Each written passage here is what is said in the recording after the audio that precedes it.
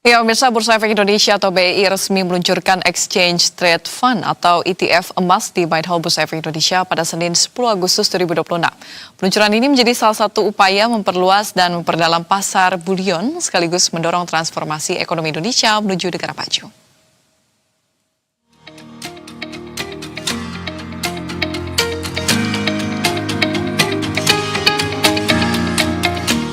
Bursa Efek Indonesia resmi meluncurkan Exchange Trade Fund atau ETF emas di Main Hall Bursa Efek Indonesia pada Senin 10 Agustus 2026. Peluncuran ini menjadi salah satu upaya memperluas dan memperdalam pasar bulion sekaligus mendorong transformasi ekonomi Indonesia menuju negara maju. Ketua Dewan Komisioner Otoritas Jasa Keuangan atau OJK, Friederike Widiasari Dewi mengatakan, peluncuran ETF emas merupakan cita-cita yang telah dikaji sejak 10 hingga 15 tahun lalu. Namun, produk tersebut baru dapat direalisasikan setelah terdapat perubahan regulasi yang memungkinkan pengembangan instrumen investasi berbasis emas.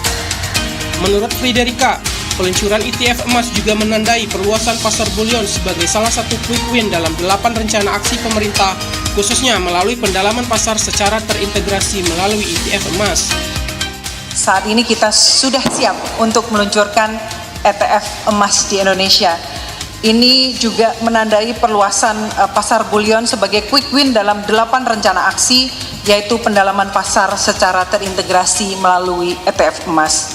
Dan berita bagusnya, Bapak Ibu, ini juga buat disampaikan ke semua rekan-rekan media, ETF emas ini sudah mendapatkan kesesuaian prinsip syariah berdasarkan Fatwa Dewan Syariah Nasional Majelis Ulama Indonesia. Sementara itu, Menteri Koordinator Bidang Perekonomian Airlangga Hartarto mengatakan, kehadiran ETF emas turut membuka peluang bagi perusahaan asuransi untuk berinvestasi pada emas melalui instrumen yang tersedia di pasar modal. Hal tersebut menunjukkan kehadiran produk baru seperti ETF emas semakin memperkuat pendalaman sektor keuangan Indonesia. Menurutnya, produk ETF emas diharapkan dapat menghubungkan berbagai pelaku dalam ekosistem pasar bulion dan pasar modal mulai dari manajer investasi, bank kustodian, bank bulion dealer hingga bursa efek. Maka tentu harapannya dengan produk baru ETF kita akan terus memperkuat Indonesia punya kedalaman sektor keuangan.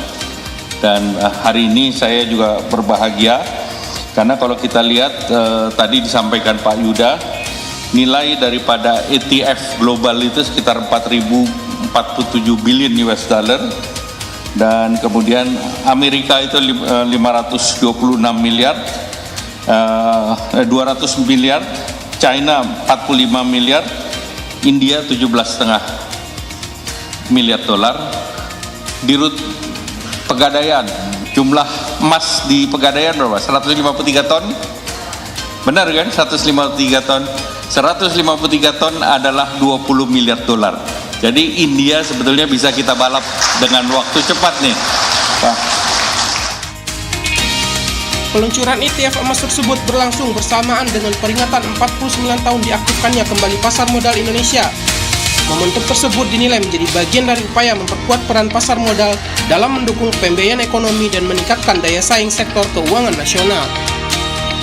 Dari Jakarta, Akmal Alhamdi, Dava Sidki, Berita 1.